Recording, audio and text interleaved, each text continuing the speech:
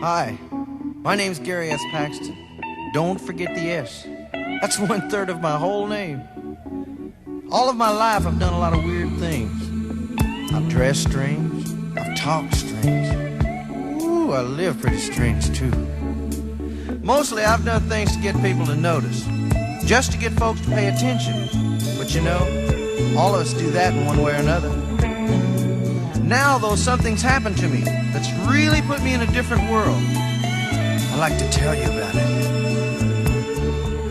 If you think my head's in a different world, then, brother, you're right. If you think my mind's in another dimension, then, brother, you're right. I'm in the world, not of it. Heaven is my home, and I know I'm gonna love it. If you think my head's in a different world, then, brother, you're right. If you think my treasures are in this world, then, brother, you're... When I was 41, all my buddies were driving out there, Darrell Waltrip and all those guys, and they said, hey, you ought to get a car, Buzz Case, and they said, you ought to get a race car and come out and join us. So I said, all right. So I went on a diet, lost 106 pounds, and went out and started racing NASCAR. I drove Daytona 5 times. And Did you? Charlotte. I drove Atlanta 6 times, Wilkes-Barre, Darlington, Nashville, all in places, and I was over 40, you know, and because I had run, when I first got saved and wanted to get off of drugs and alcohol, I ran 5 miles a day, every day for 15 years to put my body back to the way God made it in the first place. Well, I did not know that part about you, Yeah. brother. So now I look at songwriting the same way. If you don't write something every day, that's going to go away. And so far it hasn't gone away. So proud to know you, and so proud to have met you in my life, and so proud to be on the show right now. Same here. I tell you what, brother. I think... Hi, people out there. That was Gary S. saying hi, people out there. No, that was one of my personalities. Oh, you know, I mentioned to you the other day, if people didn't hear of Gary S. Paxton, they are from the United States of Amnesia. I mean... I like that. I got to write that. Hey, feel free. Well, no, I'll give you a credit. Yeah, oh, Some of the money. Hey, you know what I'm hoping to do, and then, you know, God's will be done.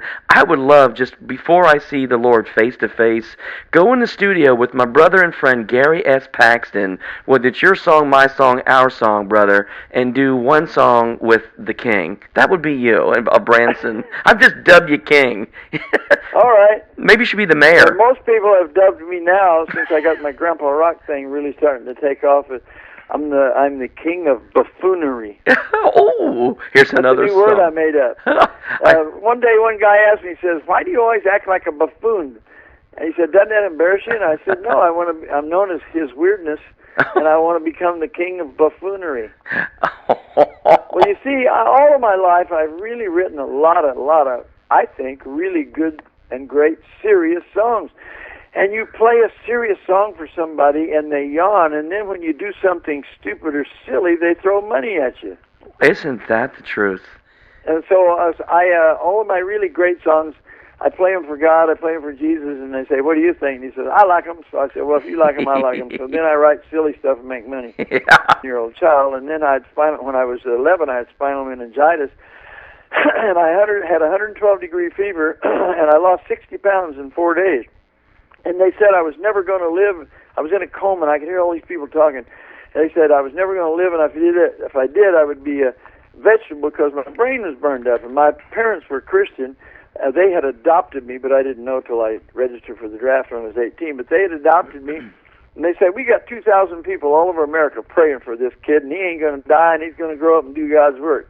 So anyway, so when we moved at 12 years old, we moved to Tucson, Arizona, and at the time I moved there in like 1953, 52, 53, the 87% of the town was some form of Latino or Indian, see? Right. So if you was a white guy walking around Tucson, Arizona, you got beat up all the time for being white. And so I understood that from the later in the perspective of race relations and how we're all God's creations and children, and there's nobody different than anybody else. And so when I'd walk to school, I'd have to carry a machete in my left hand and a bicycle chain to swing around in the other hand, because all these Pachuco gangs that had the pink peggers and the Air Force boots and the ducktails, we would walk across these arroyos about 6 or 8 blocks to school, and they would jump out in these 4 or 5 member gangs and take your T-shirt and take your lunch money and steal all your books and sell them and everything else. So wow, I got the idea of what it was like, and so later when I went to Hollywood, almost every artist I was working with was a black artist, like Richard Berry that did Louie Louie. I had Hal Davis, who was an incredible guy. He later became the head of Motown, and since I had been crippled, because when I was in Tucson, I couldn't get a job doing anything because I was crippled and I couldn't control my body, so I bought me a 1956 Buddy Holly Stratocaster and became the Elvis Presley of Tucson, because they thought it was part of the act. Jumping around and doing all that, that was part of the act. So I became the #1 star in Tucson when I was 14 with my band called the Rockabilly. So then I go to Hollywood, and I start meeting all these wonderful, wonderful singers and writers and players. But if you remember back in the old days, you probably read about it. You weren't there, but you read about it, that almost everybody in the early 50s got polio. Well, I would meet some of these incredible Latino and black artists who were just, fantastic. Like Richard Berry was crippled, Hal Davis was crippled, but they were incredible singers and musicians. Doug Salma was half Filipino, half Latino, and he was a fabulous singer and writer.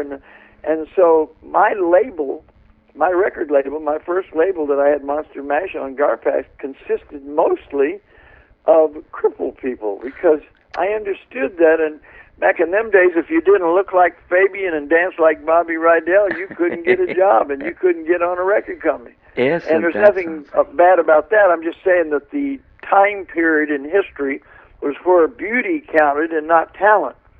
Wow. And so I had all these wonderful, wonderful writers and singers and artists and all, and I proved to be right, because later on, like I say, Hal Davis became the West Coast vice president of Motown Records. Yes. Richard Berry wound up on Warner Brothers, and I had a couple of hits with him, then on Mercury. And all these people went on to bigger and better things when finally people got their mind off of what they so-called were handicaps. I call them handicapable. Yeah, very good. Well, do you think it's changed today in today's musical culture, Gary, in that you've got to look like this or you won't get the job, or do you think that some of the TV series have helped us, like with the American Idol? What do you feel about that? Do you think the rules have changed? Yes, I do think the rules have changed. I think they started changing about 1975, when people really started understanding that what counted was a hit song, a hit singer, a hit producer, a hit instrumentalist, and they did not care anymore, basically, what you looked like. Now, we did go through a period where beautiful girls made it, but the period didn't last, and some of them should have made it because they could sing, but yes. 9 out of 10 of them couldn't and just made it off of looks, you know what I mean? Well, they also had a little bit of that in the country music field, but basically music from 1975 on changed to talent started winning out, you know? Good. It started winning out. There's hope for me. Yeah, no, because I'm serious, because you could have a hit song, and you could be an absolute nobody, Yep. and it could be a hit record, you know? And I'll give you a good example. There was a song that Chris Christopherson, I knew him pretty well, and he was a janitor at Columbia B for 2 years after he came back. Most people did not know this about Chris Christopherson. They thought he was just some old stupid hippie. He was a helicopter pilot in Vietnam. He was an Oxford graduate. You know what Oxford is? Yeah. I did not know that. And he came back to Nashville. He said, well, I want to be a songwriter. So what he did, he went to work as a janitor at Columbia B, the #1 studio in Nashville, just so he could meet stars. They cut million sellers in there about 3 times a day. It was the #1 studio in town, and every star cut there just about on Music Row right at Columbia. Wow. And so anyway, he went in there and he would empty the trash cans and he'd sweep the floor and he'd clean up the mess when the guy dropped the coffee or a Coke or whatever. And people had no idea that here was this fabulous writer. And so he finally got to know Johnny Cash real well. And Johnny said, he said, I'm a songwriter. And Johnny said, oh, yeah, right. And he said, well, come out and show me some songs someday. Oh. So he rented a helicopter and landed on Johnny Cash's front lawn. And Johnny and June and they all went running out there and said, what is this, a helicopter on our front yard? He goes out there, and it was Chris Christopherson. Well, he goes in and plays him some songs. Guess what? The first two songs he played him, because Chris told me this